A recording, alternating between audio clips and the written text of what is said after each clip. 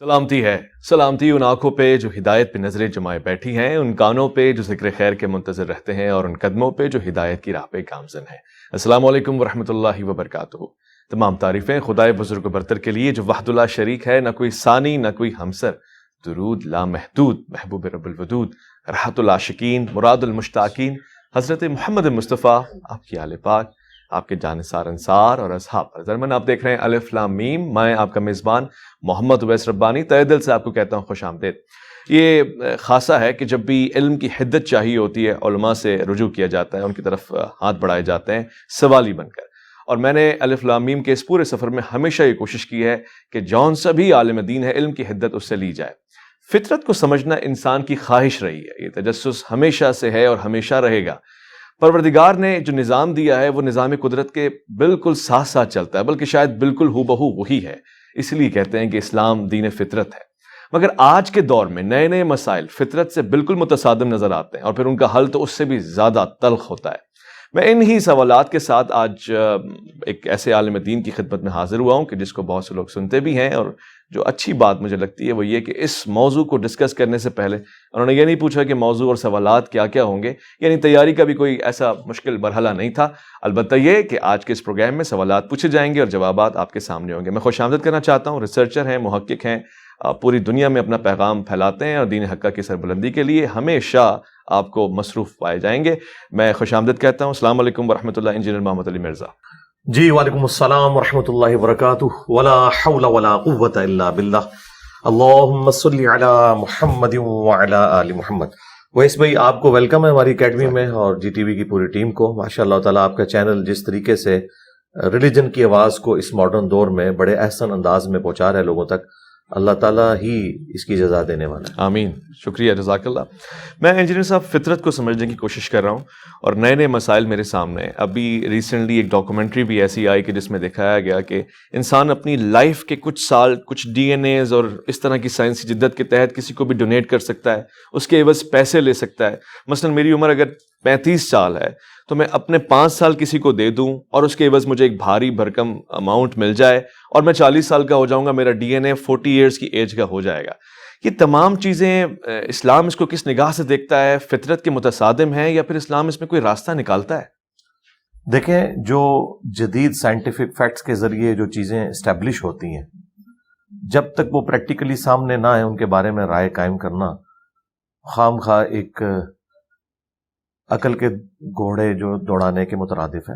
جب کوئی چیز پریکٹیکلی سامنے آئے گی پھر ہم اس کے اوپر کوئی بات کریں گے۔ میں جنرل گفتگو کر دیتا ہوں۔ ریلیجن جن چیزوں کو ایڈریس کرتا ہے وہ انسان کی اخلاقیات ہیں، اور انسان نے مر کر جو اللہ کے حضور پیش ہونا ہے قیامت کے دن کی جو جواب دہی ہے، اس کے لیے ہم ایک ٹرم یوز کرتے ہیں ہدایت، جو اللہ تعالیٰ کی ریکوائرمنٹ ہے اپنے بندوں سے، اور اسی کے لیے اللہ تعالیٰ نے پیغمبروں کو مبعوث کیا، ان کے ساتھ کتابیں بھیجی۔ یہ ریلیجن کا ٹاپک ہے۔ باقی اس طرح کی چیزیں جو وقت کے ساتھ ایڈ ہوتی ہیں، تو جس دور میں یہ چیز سامنے آئے گی اس وقت جو قرآن و سنت کی گائیڈ لائنز موجود ہیں ان کو یوز کر کے آپ کوئی ایک آپٹیمل بات اس حوالے سے سامنے رکھ سکتے ہیں۔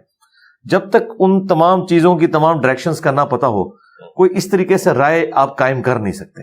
مثال کے طور پر آپ دیکھیں، صحیح مسلم کے اندر ایک حدیث موجود ہے کہ اللہ کے محبوب صلی اللہ علیہ وآلہ وسلم نے فرمایا کہ دجال جب دنیا میں آئے گا تو پہلا دن 1 سال کے برابر ہوگا، دوسرا دن 1 مہینے کے برابر، اور تیسرا دن 1 ہفتے کے برابر، اور اس کے بعد نارمل دن شروع ہو جائیں گے۔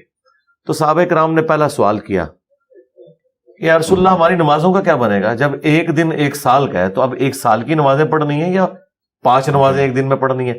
تو نبی علیہ السلام نے فرمایا کہ تم اندازہ مقرر کر لینا۔ اچھا، اندازہ مقرر کر لینا۔ اچھا، اس زمانے میں نہ صحابہ کرام کو اس بات کا پتا تھا کہ اندازہ مقرر کرنا کیا ہوگا، صحیح، اس لیے انہوں نے آگے اس کی گہرائی میں جانے کی کوشش نہیں کی، کیونکہ ان کی وہ ضرورت بھی نہیں تھی۔ آج نارتھ پول پہ، ساؤتھ پول پہ باقاعدہ کلاکس کا سلسلہ موجود ہے، 24 گھنٹے کا اندازہ مقرر کیا ہوا ہے۔ سورج نکلا ہوا ہوتا ہے، آپ عشاء کی نماز پڑھ رہے ہوتے ہیں، کیوں کہ 6 مہینے تک افق کے الانگ وہاں پہ سورج چلتا ہے، تو اس اعتبار سے انہوں نے ڈیوائیڈ کیا ہوتا ہے۔ تو وہاں 24 گھنٹے کے دن اور رات کو مینج کر کے باقاعدہ پورے ایک ٹائم ٹیبل ہے، دنیا آباد ہے، اور اس طریقے سے یہ معاملات لے کے چل رہے ہیں۔ اس کے علاوہ بھی کئی ایک ملک ہیں جہاں پہ کافی زیادہ لمبی لینتھ ہو جاتی ہے، تو وہاں پہ اندازہ مقرر کیا ہوا ہے، اسی اندازے کے مطابق ان معاملات کو لے کے چلا جاتا ہے. اور وہاں پر اب رمضان کے روزے بھی نہیں ہوں گے اس طریقے سے، ظاہر ہے، کیونکہ قرآن حکیم میں ہے کہ تم میں سے جو کوئی رمضان کا مہینہ پائے تو وہ روزے رکھے، جو رمضان کا مہینہ نہیں پا رہا وہ روزے نہیں رکھے گا. تو یہ چیز وقتی طور پہ تو ان سے اٹھ جائے گی. تو یہ حالات و واقعات بتائیں گے. اب نبی علیہ السلام کے مبارک زمانے میں تو کسی نے نہیں پوچھا کہ جب ہم چاند پہ جائیں گے تو قبلہ رخ کا اہتمام کیسے کریں گے. قرآن حکیم میں کم از کم 2 رکوع اس کے اوپر ہے کہ آپ نے نماز کے لیے بیت الحرام کی طرف رخ کرنا ہے. اب ایک بندہ چاند پہ چلا گیا، نماز تو اس نے وہاں بھی پڑھنی ہے، تو وہ کس طرف رخ کرے گا؟ تو میں نے اس کا سولوشن دیا ہے کہ وہ زمین کی طرف رخ کرے، کیونکہ اتنے دور کے فاصلے پہ جب زمین آپ کو اتنی سی نظر آ رہی ہے تو اس اتنی سی زمین کے اوپر کعبہ اس طرف لائی کر رہا ہے، اس طرف لائی کر رہا ہے، اس سے کوئی فرق نہیں پڑتا، کیونکہ اتنے لمبے سپین کے اندر جب آپ اس طرف رخ کرتے ہیں تو خود بخود آپ کا کعبے کی طرف رخ ہو جائے گا. بالکل ٹھیک ہے. تو اس طرح جو مسائل آئیں گے تو اس کے بعد کوئی ڈسیزن کیا جائے گا. یہ آپ نے اسپیسیفکلی جو بات کی ہے، ابھی تک یہ معاملہ ایوالو ہوا ہے یا نہیں ہوا، جس نے کلوننگ کے اوپر کتنے تجربات ہوئے اور اس کے اوپر لوگوں نے بڑی تباہ آزمائی کرنی شروع کی، الٹیمیٹلی ڈس آرڈر ہی اس سے نکلا ہے، آرڈر کوئی پروڈیوس نہیں ہوا. اس میں بھی اگر کوئی ایسے معاملات ہو جاتے ہیں تو ہم اس کو آج کل جو اس کے قریب ترین کوئی بات ہے تو وہ آرگن ڈونیشن والا معاملہ ہے. اس کے بارے میں علماء کی رائے آ چکی ہے، اور میں سمجھتا ہوں کہ قرآن و سنت کے دلائل کی روشنی میں وہ رائے سب سے بہترین ہے کہ آرگن ڈونیشن اگر کوئی شخص کسی کو کرتا ہے تو وہ اس کو بیچے گا نہیں، بلکہ یہ فی سبیل اللہ کرے گا، اور ایک ایسا معاملہ کرے کہ جس سے اس کی اپنی لائف ہرٹ نہ ہو. مثلا لیور ٹرانسپلانٹ جب آپ کرتے ہیں تو لیور کے اندر اللہ تعالیٰ نے ایک خوبی رکھی ہے کہ جب آپ کاٹ کے کسی کو ڈونیٹ کرتے ہیں کچھ عرصے بعد آپ کا لیور بھی مکمل ہو جاتا ہے اور اس کا بھی مکمل ہو کے اتنا ہی بن جاتا ہے. اس کے اندر یہ یعنی کیپیبلٹی موجود ہے. اسی طریقے سے گردے ہیں، ایک گردے کے ساتھ بھی آپ اپنی زندگی گزار سکتے ہیں. لیکن اگر کوئی شخص یہ کہتا ہے میں اپنا دل ڈونیٹ کر دیتا ہوں یا دماغ ڈونیٹ کر دیتا ہوں، تو وہ تو خود جو صحت مند آدمی تھا وہ تو اپنے آپ کو خراب کر بیٹھا. اس کی اسلام میں کوئی اجازت نہیں ہے، کیونکہ وہ تو بالکل ٹھیک ہے اپنی جگہ. دوسرے میں جب آپ یہ ساری چیزیں فٹ کریں گے تو اس کے بعد چانسز ہیں کہ وہ اس کے ساتھ کمپیٹیبل ہے کہ نہیں، کیونکہ باڈی تو ریئیکٹ کرتی ہے. تو آپ ایک جو بندہ صحیح سلامت موجود ہے اس کی لائف کو سٹیک میں نہیں لگائیں گے کسی دوسرے بیمار کو ٹھیک کرنے کے لیے. اور یہی ہم اصول اس کیس میں بھی اپلائی کرتے ہیں کہ اگر کسی عورت کی لائف کو تھریٹ ہے تو سب سے پہلے عورت کی جان بچائی جائے گی. جو اس سے پیدا ہونے والا بچہ ہے اس کو سیکنڈلی ہم دیکھیں گے، ابھی تو دنیا میں آیا ہی نہیں ہے نا، اور وہ انیشیل سٹیج کے اوپر ہے، اس کی لائف بچانا زیادہ ضروری ہے. تو اس طرح کی چیزیں دیکھی جائیں گی. تو اس میں بھی علماء نے یہی بات کی ہے، اور میں اس سے سیکنڈ کرتا ہوں کہ آرگن ڈونیشن فی سبیل اللہ ہونا چاہیے. خواہ وہ بلڈ کی فارم میں ہو یا آنکھیں کسی نے ڈونیٹ کرنی ہے یا کسی نے اپنا گردہ دینا ہے، اس کے پیسے نہ لیے جائیں بلکہ یہ فی سبیل اللہ ہو، اللہ تعالیٰ کی راہ میں. اور اس کی اصل وہ آیت ہے قرآن حکیم میں کہ تمہارے لیے 4 چیزیں حرام کر دی گئی ہیں. اور یہ آیت اللہ تعالیٰ نے سورۃ البقرہ میں، سورۃ النحل میں، سورۃ المائدہ میں نازل فرمائی، اور سورۃ الانعام میں 4 جگہ کہ تمہارے لیے حرام کر دیا گیا ہے مردار، بہتا ہوا لہو، خنزیر کا گوشت، اور وہ ذبیحہ جس کے ذبیحے کے وقت غیر اللہ کا نام لیا جائے. لیکن ساتھ ہی ہے کہ اگر کیٹاسٹرافک کنڈیشن ہو، تمہارے اندر بغاوت نہ پائی جاتی ہو، حد سے پھلانگنے والا کوئی اس طرح کا ایلیمنٹ نہ ہو، تو پھر اللہ تعالیٰ اس کے اوپر کوئی گرفت نہیں فرمائے گا. یعنی ہے تو حرام ہے لیکن اس وقت اللہ تعالیٰ کی شریعت کا قلم اٹھ جائے گا. اور اس کا کلائمیکس تو یہاں تک ہے 106 نمبر آیت جو سورۃ النحل کی ہے کہ اگر کوئی شخص زندگی موت کی کشمکش میں کلمات کفر بھی بک دے اور دل میں ایمان اس کے ہو تو وہ کلمات کفر کے اوپر بھی اللہ تعالیٰ گرفت نہیں فرمائے گا. ہاں جی. تو یہ وہ چیزیں ہیں جو ہمیں گائیڈ لائنز دیتی ہیں کہ اس طرح کی صورتحال میں ہم نے معاملات کو لے کے کیسے چلنا ہے. تو جو آپ یہ کہہ رہے ہیں اگر بالفرض یہ مستقبل میں کامیاب ہو جاتا ہے اس طرح کا معاملہ کہ کوئی ایسا کرنے میں کامیاب ہو جاتا ہے اور کوئی ایسی سچویشن سامنے آ جاتی ہے تو ہم یہی کہیں گے کہ پھر وہ بیچے نا. ٹھیک ہے. باقی رہا وہ مسئلہ جو قرآن و سنت میں ہے کہ جس شخص کی موت کا وقت آ گیا تو نہ ایک لمحے آگے ہوگا نہ پیچھے ہوگا، تو وہ کوئی کمپرومائز نہیں ہوگا. اگر یہ چیز کامیاب ہے تو سمجھ لیں کہ اس کی تقدیر میں یہ لکھا ہوا ہے کہ یہ اپنی لائف ڈونیٹ کرے گا. ہاں جی. یہ تقدیر جو بدلتی ہے وہ انسان کی اپنی ایکٹیویٹیز سے، جس طرح بخاری مسلم میں حدیث ہے جو شخص یہ چاہتا ہے کہ اس کی عمر دراز کر دی جائے اور اس کے رزق میں کشادگی ہو تو اپنے رشتہ داروں کے ساتھ حسن سلوک کرے. اب یہ بھی تقدیر میں لکھا ہوگا کہ یہ شخص اپنے رشتہ داروں سے حسن سلوک کرے گا، اتنے سال کے لیے ہم اس کی لائف کو بڑھا دیں گے. یہ حسن سلوک کرے گا اس کے بس اللہ تعالیٰ اس کے رزق میں اتنی برکت ڈال دے گا. تو یہ جو ہونے والی تبدیلی ہے نا، یہ بھی اللہ کی ڈیسٹنی میں پہلے لکھی ہوئی ہوگی. اس سے اللہ تعالیٰ کا علم کہیں کمپرومائز نہیں ہوتا. ابھی کئی چیزیں ہیں جو آج کے دور میں ہمارے سامنے آئی ہیں جو پہلے تو لوگوں کو پتہ ہی نہیں تھی، لیکن اللہ تعالیٰ کی ڈیسٹنی میں موجود ہے، اور وہ اللہ کا علم اس کے ساتھ خاص ہے. ہمارا تو یہ جنرل عقیدہ ہے کہ جو چیز ہو چکی، جو چیز ہو رہی ہے اور جو ہونے والی ہے، سب کی سب اللہ تعالیٰ کے نہ صرف علم میں ہے بلکہ پہلے ہی اس نے لوح محفوظ میں لکھ لی ہے. اس کے اوپر سورۃ الانعام کی آیات وہ گواہ ہیں کہ اللہ تعالیٰ فرماتا ہے کہ اللہ تعالیٰ تمام غیبوں کا جاننے والا ہے جتنے زمین و آسمان کے اندر ہے، خواہ وہ خشکی پہ ہوں یا تری کے اندر ہوں. حتیٰ کہ زمین میں نہ خشکی پہ نہ سمندروں کے اندر کوئی پتا نہیں گرتا مگر اس کے حکم سے، اور زمین کی گہرائیوں میں کوئی دانہ نہیں پھوٹتا مگر یہ بھی اس کے علم میں ہے. اور یہ ساری چیزیں اللہ تعالیٰ نے پہلے اپنے لوح محفوظ میں لکھ لی ہیں. اور سورۃ الحدید میں ہے کہ نہ تمہاری جان میں اور نہ اس پلانٹ ارتھ پہ نہ اس دنیا کے اندر کوئی ایسی مصیبت نہیں کہ جو نازل ہو رہی ہے اور ہم نے پہلے ہی نہیں لکھ لی. اور پھر اللہ تعالیٰ میں یہ اللہ تعالیٰ کے لیے آسان ہے.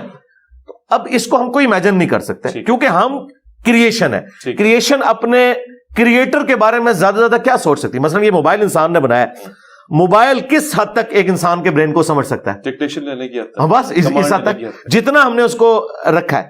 لیکن یہ ہمیں نہیں جج کر سکتا، ہم تو اسے جج کر سکتے ہیں. تو اب کریشن آف دا یونیورس جو ہے یہ اتنی بڑی ہے، تو جو کریٹر آف دا یونیورس ہے، سبحان اللہ. جو لوگ قاری قرآن ہیں، مطالعہ کرتے ہیں، قرأت کرتے ہیں، جب بھی آیت نظر سے گزرتی ہے، سماعتوں کو چھوتی ہے، میرے ذہن میں ہمیشہ سوال ہوتا ہے. آج میں پوچھنا چاہتا ہوں. سورہ رحمان میں واضح طور سے وہ کہتا ہے یا معشر الجن والانس ان استطعتم ان تنفذوا من اقطار السماوات والارض فانفذوا لا تنفذون الا بسلطان. یہ کس سرحد کی بات ہو رہی ہے؟ آسمان دنیا کی بات ہو رہی ہے، یا پھر یہ کسی کائنات کا کوئی اور دوسرا آسمان ہے؟ کیونکہ انسان تو چاند پہ بھی پہنچ گیا، اس سے بھی آگے جا رہا ہے، نئے ستارے ڈسکور ہو رہے ہیں. تو سلطان کیا ہے اور پھر یہ راستہ کون سا ہے؟ دیکھیں دو طریقے سے اس کا ترجمہ کیا گیا. ایک یہ ہے کہ اگر تم میں استطاعت ہے تو ان کناروں سے باہر نکل جاؤ. تم نہیں نکلو گے مگر جہاں بھی پہنچو گے وہاں اسی کی بادشاہت ہوگی. یہ سلطان اللہ تعالیٰ کی طرف اس کی ضمیر دی ہے. دوسرا جو آج کل کے ماڈرن اسکالرز نے ترجمہ کیا، وہ سلطان کی ضمیر کو پاور کی طرف لے کے گئے کہ تم زمین و آسمان کے کناروں سے نہیں نکل سکتے مگر پاور کے ذریعے. جس طرح انجنز، راکٹ انجنز استعمال ہو رہے ہیں، خواہ وہ لیکوڈ پروپیلنٹ ہو یا سالڈ پروپیلنٹ ہو. تو یہ دونوں طریقے سے ترجمہ کیا گیا. ان آیات کا مقصد کوئی سائنٹیفک فیکٹ اس حوالے سے ہائی لائٹ کرنا نہیں ہے. اصل میں اللہ تعالیٰ نے اپنی قدرت کے بارے میں 31 ٹائمز اس سورت کے اندر فرمایا فَبِأَيِّ آلَاءِ رَبِّكُمَا تُكَذِّبَانِ. عموماً ہمارے علماء نے اس کا ترجمہ کیا ہے کہ تم اپنے رب کی کون کون سی نعمتوں کو جھٹلاؤ گے، لیکن یہ اپروپریٹ ترجمہ نہیں ہے. اچھا، ہاں جی، کیونکہ آلہ کہتے ہیں نشانی، تو اس کا اپروپریٹ ترجمہ ہے کہ تم اپنے رب کی قدرت کی کون کون سی نشانیوں کو جھٹلاؤ. تم دونوں. ہاں جی، تم دونوں. اور یہ دونوں کے سیغے کے ساتھ ہے، یعنی جنوں اور انسانوں دونوں کو اللہ تعالیٰ نے مخاطب کیا. تو 31 دفعہ یہ آیت ریپیٹ ہوئی ہے. جہنم کی جب آیات آئی ہیں اس کے بعد بھی آیا ہے فَبِأَيِّ آلَاءِ رَبِّكُمَا تُكَذِّبَانِ. تو اب جہنم کوئی اللہ تعالیٰ کی نعمت تو نہیں ہے، قدرت کی نشانی. تو مولانا مودودی رحمہ اللہ نے اس کا اپروپریٹ ترجمہ کیا ہے. انہوں نے جہاں جہاں جس طریقے سے آیات آئی ہیں تو ہر دفعہ تھوڑا سا انہوں نے اس کے اعتبار سے مولڈ کر کے اسے فٹ اینڈ بٹایا، کیونکہ عربی ایک ورسٹائل زبان ہے. اس میں اب یہ آلہ جو ہے یہ کافی ساری چیزوں کو کور کرنے والی چیز ہے. تو یہاں پر بتانا مقصد یہ ہے کہ تم جہاں کہیں بھی چلے جاؤ، اللہ ہی کی سلطنت تم پاؤ گے، اسی کی حکومت ہوگی. تم زمین سے نکل جاؤ، تم چاند پہ پہنچ جاؤ، تم اپنی گلیکسی ملکی وے سے باہر نکل جاؤ، جہاں مرضی چلے جاؤ، جہاں پہ بھی جاؤ گے نا اللہ تعالیٰ کی قدرت سے باہر نہیں نکل سکتے، کیونکہ یہ ہم کریٹڈ ہے نا. تو کریٹڈ چیز جو ہے، کریشن جو ہے، وہ کریشن کے اندر ہی ٹریول کرے گی نا. خدا تعالیٰ کی کریشن سے کوئی باہر تو نہیں ہو سکتا. کیوں؟ اس نے ہماری لمیٹیشن رکھ دی ہوئی ہے، ہم زیادہ سے زیادہ کیا کر سکتے ہیں. پوٹینشلی اللہ تعالیٰ نے آدم علیہ السلام کو ہر چیز کے نام سکھا دیے تھے. جس طرح ایک آم کی گٹھلی جب آپ بوتے ہیں تو اسے ایک پھلدار درخت بننے میں 8 سال لگتے ہیں. صحیح. تو وہ اللہ تعالیٰ نے پوٹینشلی آدم علیہ السلام کے برین میں یہ کمپیٹنسی رکھ دی تھی کہ وقت کے ساتھ ساتھ یہ برین ایوالو ہو کے آج دیکھیں ہم نے بوئنگ 747 اور ایئر بس A380 بنا لی ہے، اور ہم پوری دنیا میں اڑتے پھر رہے ہیں اتنے 100 لوگوں کو لے کے. یہ دماغ وہی ہے لیکن وقت کے ساتھ ایوالو ہوا ہے. اچھا دماغ ہم اس طرح کی ایوولوشن کو مانتے ہیں. دیکھیں ہمارے بزرگوں کو ان چیزوں کا خیال کیوں نہیں آیا جو آج آ رہا ہے کہ آپ سولر انرجی سے بجلی بنا سکتے ہیں. زمین کے نیچے جو تیل ہے وہ تو آلموسٹ 200 سال پہلے نکلا ہے. ورنہ آپ کے جو بزرگان دین جن کے پاس آپ بیٹھتے ہیں وہ تو کہتے ہیں جی نگاہ ماری تو ہم ساتوں زمینیں کراس کر گئے اور اوپر عرش تک پہنچ گئے, انہیں تو تیل نہیں نظر آیا, وہ تو حج عمرے کے لیے بھی جاتے تھے. وہ تو سر ایڈون نے پنسلوینیا میں پہلی دفعہ تیل کا کنواں دریافت کیا امریکن اسٹیٹ کے اندر 1853 کے اندر. ٹھیک ہے, اس سے پہلے تو لوگوں کو آئیڈیا نہیں تھا کہ زمین کے نیچے اتنا بڑا خزانہ موجود ہے. تو وقت کے ساتھ ساتھ انسان ایوالو کر رہا ہے. یعنی پہلے سے سیب جو ہے وہ نیچے گرتا تھا تو نیوٹن کے دماغ میں اللہ تعالیٰ نے بات ڈالی ہے, کلک کیا اس نے سارے معاملات کو لے کے. تو یہ وقت کے ساتھ ساتھ دماغ کی ایوولوشن جاری ہے کہ اللہ تعالیٰ نئی نئی چیزیں کل یوم ہوا فی شأن, اللہ تعالیٰ ہر روز ایک نئی شان کے ذریعے ابھر رہا ہے. ہر آنے والا دن اس کریشن کے ذریعے کریٹر کا تعارف کروا رہا ہے. سبحان اللہ سبحان اللہ. اچھا اب ظاہر ہم دیکھ رہے ہیں اور دبئی اور دیگر ممالک سے یہ خبر بھی آ چکی ہے ایئر ٹیکسی بھی چلا کرے گی جی, آسمان پہ گاڑیاں چلا کریں گی. آپ کو نہیں لگتا ایک سوال ہی ہے کہ اب جب زمین اور آسمان دونوں ہی سواری اور سوار بن جائیں گے, اس کے لیے کوئی نیا نظام, نئی سنت, نیا انداز, اٹھنے بیٹھنے کے نئے طور طریقے, کوئی نیا رہنما ہونا چاہیے, یا پھر پرانی چیزیں اتنی ثقیل ہیں کہ وہ اوپر چلے یا مریخ پہ چلے, کامل ہے ہماری شریعت؟ شریعت میں کامل ہے. جو چیزیں شریعت سے ریلیٹڈ ہیں نا جی وہ اسی طریقے سے ہیں, ان کے ساری گائیڈ لائنس موجود ہیں. آپ پہلے یہ سمجھ لیں کہ جو دین ہے نا یہ ہماری ہدایت کے لیے ہے, یہ ٹریفک قوانین بنانے کے لیے نہیں آیا, وہ آپ نے خود بنانا ہے. ٹھیک ہے, اسی طریقے سے ہاسپٹلز میں آپ نے کس طریقے سے لوگوں کو ریسیو کرنا ہے یہ آپ کو اللہ تعالیٰ نے اوپن رکھا ہوا ہے. کیا آج انسان کسی مختلف طریقے سے پیدا ہو رہے ہیں جو پہلے نہیں پیدا ہوتے تھے؟ کیا آج ماں باپ کا جو رشتہ ہے اولاد کے ساتھ وہی والا ہے؟ تو انسانی جو بیسک اخلاقیات اور ہدایت کی جو ریکوائرڈ چیزیں ہیں وہ الہامی کتابوں میں اسلام سے پہلے بھی اسی طریقے سے تھی, اسلام کے ساتھ بھی ویسے ہی ہیں, اور آج کے اس ماڈرن دور میں بھی ان چیزوں سے کوئی فرق نہیں پڑتا. صرف یہ کہ انہیں ایگزیکیوٹ کرنے کے لیے آپ نے کیا کرنا ہے. تو اس کی اصل موجود ہے. صحیح مسلم میں حدیث ہے جس نے اسلام میں کوئی اچھا طریقہ نکالا اور جتنے لوگ اس طریقے پہ عمل کریں گے ان کا ثواب اس شخص کو بھی ملے گا اور ان کے اپنے ثواب میں بھی کمی نہیں ہوگی. اور جس نے اسلام میں برا طریقہ نکالا, یہ سنتن حسنتن اور سنتن سیئتن کے الفاظ ہیں, بری سنت اور اچھی سنت. اچھا یہ بری بدعت یا اچھی بدعت کی بات نہیں, طریقہ. جس طرح ہم نے یہ طریقہ اسلام کی خدمت کے لیے نکالا کہ ہم اپنی ویڈیوز کو ریکارڈ کرتے ہیں یوٹیوب کے اوپر اپلوڈ کرتے ہیں. امام بخاری امام مسلم نے حدیث کی کتابیں لکھی, یہ خیال خلفائے راشدین کے پاس تو نہیں آیا, نہ ان کو ایسا موقع ملا. وہ خود سراپا سنت تھے, لوگ ڈائریکٹ ان سے سنت سیکھتے تھے. لیکن 200-250 سال بعد اس چیز کی ضرورت محسوس کی گئی کہ جو زمانہ دور ہوگا تو ہمیں کوئی ریٹن ریکارڈ بھی اس کا پیرلل میں رکھنا چاہیے, ورنہ تو آنے والے وقت میں ہر علاقے کی سنت ڈیفرنٹ ہو جائے گی. تو یہ جو چیزیں کلک کرتی ہیں نا یہ اسلام میں اچھے طریقے ہیں. اس کے پہلے آپ جو ہے وہ دانوں والی تسبیح میں شمار کرتے تھے, اب الیکٹرانک کاؤنٹر آ گیا. نماز کے اعتبار سے پہلے ہم جن مسجدوں میں نماز پڑھتے تھے وہ سمپل لکڑی کی چھتیں ہوتی تھی, اب ایئر کنڈیشن بھی لگے ہوئے ہیں اور وہاں پہ قالین بھی. اور لوگ اکثر پوچھتے ہیں کہ یہ بدعت ہے. بھائی بدعت نہیں ہے. بدعت کی جو ڈیفینیشن ہے بخاری مسلم میں وہ یہ ہے من احدث فی امرنا ھذا فہو رد, جس نے ہمارے سکھائے ہوئے دین میں کوئی چیز داخل کی. اچھا دین کی تو دین میں کوئی چیز یہ داخل نہیں ہوتی. اگر کوئی یہ نیت کرتا ہے کہ اوپر اس قالین کے سامنے اس اے سی شریف کے اور نیچے اس پنکھا شریف کے منہ طرف خانہ کعبہ شریف کے, یہ تو کوئی نہیں کہتا. تو نماز اپنی جگہ اس طریقے سے, حج کی جتنی ایکٹیویٹیز ہیں وہ اسی. تو پھر ہمارے مشائخ نے جب مائک اور ساؤنڈ اور اسپیکر کے آنے پہ اعتراض اس زمانے میں کیوں کیا؟ پیپر چھپنے پہ اعتراض. ان بیچاروں کا انٹلیکچوئل لیول بڑا تھوڑا تھا. پبلک کو پہلے بات سمجھ آتی ہے اور ہمارے علماء کو معذرت کے ساتھ بعد میں. آپ دیکھیں یہ جب کیمرہ آیا تھا حرام تھا, اور پھر آہستہ آہستہ یہ مباح ہوا, پھر مستحب ہو گیا, اب فرض ہو گیا. ٹھیک ہے. اچھا لیکن اس وقت بھی جو پڑھے لکھے علماء تھے, مولانا مودودی, ڈاکٹر اسرار, ڈاکٹر طاہر القادری, علماء عرب, انہوں نے کبھی ان پہ کوئی ایسا وقت نہیں گزرا کہ انہوں نے کیمرے کے اوپر کبھی کوئی ورڈکٹ دی ہو کہ یہ حرام ہے. اچھا ٹھیک ہے. انہیں اس زمانے میں بھی پتا تھا کہ یہ جن تصاویر کے اوپر حرمت والا معاملہ ہے وہ ہیں جو عبادت کی غرض سے ہوتی ہیں. ورنہ کیا نبی علیہ السلام آئینہ نہیں دیکھتے تھے؟ آئینے میں شکل نہیں نظر آتی ہے. تو وہ آئینہ اگر اسلام کو تصویر سے اتنی چڑ ہوتی تو نبی علیہ السلام آئینہ تو نہ دیکھتے. ٹھیک ہے، یہ اصل ہے اس چیز۔ صحیح۔ آپ گفتگو فرما رہے تھے سائنس اور جدت کے حوالے سے، پھر آپ نے بتایا کہ مشائخ نے، لیکن جو پڑھے لکھے لوگ تھے وہ سمجھ گئے، وہ بھاگ گئے، وہ نفس شناس لوگ تھے اور انہوں نے پتہ لگا لیا کہ اب ہمیں اسی کے ذریعے آگے بڑھنا ہے۔ یہ تو ایک سلسلہ ہے۔ ساتھ میں یہ بھی بتائیے گا مجھے، اور یہ میں پوچھنا چاہتا ہوں، اب کچھ چیزیں فطرت کے بالکل متصادم کھڑی ہوئی ہیں، مثلا LGBT کے حوالے سے بڑی گفتگو ہو رہی ہے، خود پاکستان میں بھی یہ بلا اب آ گئی ہے، بڑے بڑے لوگ، بڑی بڑی شخصیات، یہ سمجھ میں آ رہا ہے آپ کو اس کے حوالے سے کوئی نئے قوانین آئیں گے یا ان قوانین پہ غور کرنے کی ضرورت ہے، کچھ بدلاؤ آئے گا؟ یہ چیزیں بنیادی طور سے وہی ہیں؟ دیکھیں یہ کوئی نیا مسئلہ نہیں ہے، پہلے بھی ہے۔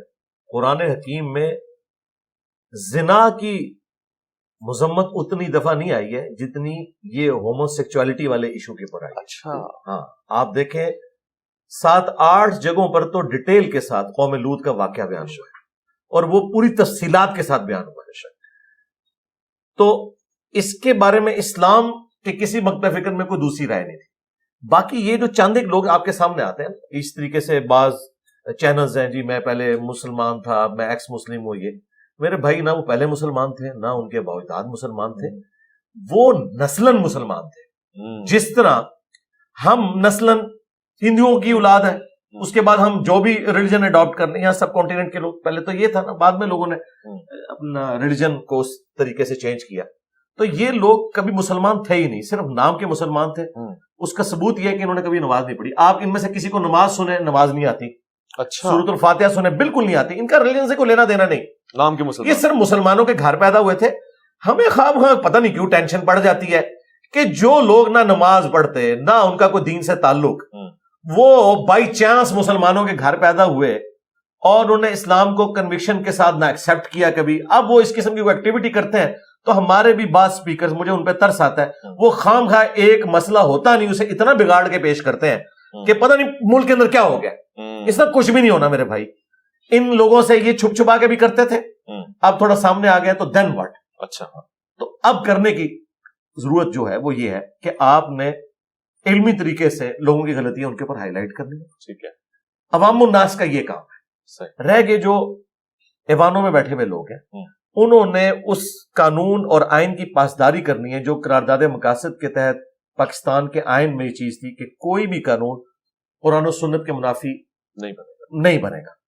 یہ کام ان کے کرنے کا، وہ دیکھیں، لیکن اس کا یہ رونا ہر دفعہ اس کو بار بار ڈسکس کرنا، کئی جھوٹے پیغمبر ان 10-12 سالوں میں آئے، مجھ سے انہوں نے رابطے کیے جی آپ ہمیں ڈسکس کریں۔ میں نے کہا میرے بھائی میری آڈینس جو ہے وہ ملینز میں ہے، تمہاری ویڈیو چند لوگوں نے دیکھی ہوئی ہیں، میں تمہیں ڈسکس کر کے فیم دوں؟ لہٰذا یہ جو اس قسم کے علماء یا وائزین ہیں نا، یہ دین کے اوپر ظلم ڈھا رہے ہیں کہ ایک کونے خدرے میں ایک واقعہ ہوتا ہے، اسے ڈسکس کرتے ہیں اور اتنی ہائپ کریٹ کرتے ہیں کہ جنہیں نہیں پتا ان کے دماغ میں پہلے وہ گندگی ڈالی جاتی ہے۔ یہ دین کی کوئی خدمت نہیں ہے، میں بھی یہ کر سکتا تھا۔ میں صرف ان ایشوز کے اوپر بات کرتا ہوں جو آلریڈی ملینز آف پیپل میں چل رہے ہوتے ہیں، میں انہیں ڈسکس کرتا ہوں، خواہ وہ کتنے مشکل ٹاپک ہوں، سنی شیعہ کنفلکٹ سے متعلق ہوں، ود ان اہل سنت ہوں، میں اس کو ڈسکس کر لیتا ہوں۔ لیکن جو چیزیں اس طرح لوکلائز کسی ایک جگہ پہ کوئی ایکٹیویٹی پرفارم ہوئی ہے، لا کے میں اسے فیم دے دوں، ڈسکس کرنا شروع کر دوں، یہ دین کی کوئی خدمت نہیں ہے۔ یہ معذرت کے ساتھ بھول پن میں آپ دین کا اور پاکستان کا نقصان کرتے ہیں جب اس طرح کی چیزوں کو بار بار اس کے اوپر لکیر بیٹھتے ہیں۔ آپ نے بہت ہی تحمل کے ساتھ سارے سوالات کا جواب دیا۔ میں اسی سے جڑا ہوا ایک سوال جو موضوع سے ہٹے گا مگر چونکہ آپ کی شخصیت سے جڑا ہوا ہے، عدم برداشت کا ایلیمنٹ اتنا کیوں بڑھتا جا رہا ہے؟ مثلا ابھی آپ پہ چوتھا قاتلانہ حملہ ہوا یا اس کی کوشش کی گئی، اور پورے پاکستان میں ایسے واقعات روز بروز سننے میں آ رہے ہیں، وجہ کیا ہے؟ وجہ جو ہے وہ ہمارے علماء کی غلط تربیت ہے اپنی عوام الناس کو، وہ جذباتی رویے انہیں سکھاتے ہیں، اور چونکہ سوشل میڈیا اب عام ہوا ہے اور ایک مکتب فکر کی آواز دوسرے مکتب فکر کے تعلق رکھنے والے لوگوں تک پہنچ گئی ہے، اب علماء کو سمجھ نہیں آ رہی کہ وہ اب اس گمبھیر صورتحال سے کیسے نکلے۔ پہلے یہ ہوتا تھا، مثلا ہم سنیوں کے گھر پیدا ہوئے، ہمیں کوئی اجازت نہیں تھی کہ ہم نے کسی اہل حدیث یا ہم نے کسی شیعہ کی امام بارگاہ یا مسجد میں جانا ہے یا ان کی کوئی بات سننی ہے، نہ وہ اس طرف آتے تھے۔ لیکن آج کے اس دور کے اندر چونکہ سوشل میڈیا کی برکت سے یوٹیوب، فیس بک، واٹس ایپ کے ذریعے اگر ایک کالج کے اندر 10 اسٹوڈنٹس ہیں، اس میں سے 5 بریلوی ہیں، 3 دیوبندی ہیں، ایک اہل حدیث ہے، ایک شیعہ ہے، وہ آپس میں ایک دوسرے کو شیئر کرواتے ہیں، یعنی نالج شیئر ہو رہا ہے۔ اس کی وجہ سے پھر جب وہ لوگ دیکھتے ہیں کہ ہمارے مکتب فکر میں تو یہ چیز ہے، تو مخالف تو یہ بات کر رہے ہیں، وہ اپنے علماء کے پاس جاتے ہیں، علماء کے سامنے اب وہ پرابلم آ گئی جو پہلے کبھی انہوں نے فیس ہی نہیں کی تھی۔ یہ اپنی اپنی امپائرز کے اندر بیٹھے ہوئے تھے بادشاہ بن کے, اور دوسرے کی امپائر میں یہ نہ گھستے تھے نہ انہیں گھسنے دیتے تھے, تو اپنی یہ چودراہٹ انجوائے کر رہے تھے. لیکن اب دوسرے تو آپ کی امپائرز میں گھس گئے ہیں موبائل کے ذریعے, سوشل میڈیا کے ذریعے. اب انہیں سمجھ نہیں آ رہی کہ ہم اس پوری صورتحال کو کیسے آگے لے کے چلیں. تو اس کے لیے پھر جب یہ غصے میں آتے ہیں تو پھر جمعے کی تقریروں کے اندر ابھارتے ہیں کہ فلاں تو گستاخ رسول ہے, فلاں مشرک ہے. اور پھر اس طرح کی تنظیموں کو معذرت کے ساتھ ہماری یعنی جو ماضی کی اسٹیبلشمنٹ, ان کی غلط رویوں کی وجہ سے انہوں نے اپنے ذاتی مقاصد کی خاطر, پولیٹیکل گورنمنٹس کو کمزور کرنے کی خاطر اس طرح کے لوگوں کو اپنی گود لیا, اور پھر انہوں نے اسٹیبلشمنٹ کے کام بھی کیے اور پھر اپنے کام بھی کیے. اب یہ فرید اس طرح باہر آ چکا ہے, خصوصاً ضیاء الحق کے دور سے لے کے ابھی تک, کہ اب اسے دوبارہ سمیٹنے کے لیے دہائیاں چاہیے. تو اس کی طرف سفر کا آغاز تو ہوا ہے جی. اور یہ بھی میں کریڈٹ کسی پاکستان کے ادارے کو نہیں دوں گا, یہ میں FATF حافظہ اللہ تعالیٰ کو دوں گا. اگر FATF حافظہ اللہ تعالیٰ نہ ہوتا تو یہ ہم نے ابھی بھی نہیں تھا سدھرنا. اچھا, میں صرف مذہبی عدم برداشت کی بات نہیں کر رہا, معاشرتی رویہ بھی ہمارا عدم برداشت کا شکار ہے, چاہے وہ شادیاں ہوں, ازدواجی تعلقات ہوں, طلاقیں ہو رہی ہیں. اس کے پیچھے کوئی غذا ہے, کوئی اور چیز ہے جو ہمیں پورا آپے کا آپا ہی بگڑا جا رہا ہے. پوری نیشن ہی جذبات کے اوپر چل رہی ہے. اس نیشن کی بنیاد تو ریلیجن ہے نا. یہ سارے کے سارے جو جذباتی رویے ہیں آپ ریلیجن کے ذریعے تو آپ کو سکھائے جاتے ہیں. پھر آپ جس جگہ بھی چلے جائیں, آپ کا چونکہ مینٹل ماڈل بن چکا ہے وہ والا, تو آپ اسی طریقے سے ریئیکٹ کرتے ہیں. ٹھیک ہے. اور یہی وجہ ہے کہ ایک پڑھا لکھا مذہبی آدمی بھی اسی طریقے سے ریئیکٹ کر رہا ہے, اور ایک ان پڑھ جاہل مذہبی آدمی بھی اسی طریقے سے ریئیکٹ کر رہا ہے, کیونکہ اس نے سیکھا ہی ہے. ہمارے ملک کے اندر کبھی بھی ڈبیٹ والا کلچر تو بنا ہی نہیں ہے, نہیں بنا, ٹھیک ہے نا. یہاں تو بس آپ کو سپون فیڈنگ اوپر سے کی گئی ہے. یہ تو اب سوشل میڈیا کی وجہ سے ڈسکشن شروع ہوئی ہیں, اور آپ کی آواز دوسرے لوگ سننا شروع ہیں. اس طرح کی باتیں جب اس زمانے میں کوئی کرتا تھا, کبھی اس کو آپ کہہ دیتے تھے یہ لبرل ہے, کبھی کہہ دیتے تھے یہ یہود و نصارہ کا ایجنٹ ہے, کبھی کہہ دیتے تھے کہ یہ آزاد خیال لوگ ہیں, یہ کسی اور کے ایجنڈے کے اوپر کام کر رہے ہیں. اور اب آہستہ آہستہ کر کے ایک ایک وہ ساری چیزیں ہماری پالیسیز بنتی جا رہی ہیں جو کسی زمانے میں ہم نے گالی بنائی ہوئی. بالکل ایسی. انتہائی شکر گزار انجینئر محمد علی مرزا صاحب آپ کا. خواتین حضرات, پروگرام آپ ملاحظہ فرما رہے تھے, مجھے یقین ہے کہ کسی نہ کسی نتیجے پہ آپ پہنچے ہوں گے. ابھی بھی اگر تشنگی باقی ہو, یہ پروگرام جمعہ ہفتہ اتوار الف لام میم کے عنوان سے آپ کے سامنے نشر ہوتا رہے گا. آپ کی توجہات درکار ہے. اپنا خیال رکھیں گے, آپ اپنے سے بڑھ کے خیال رکھیں گے. اللہ تعالیٰ کے احکامات کا, پاکستان کا. ویس ربانی کو دیجیے گا اجازت.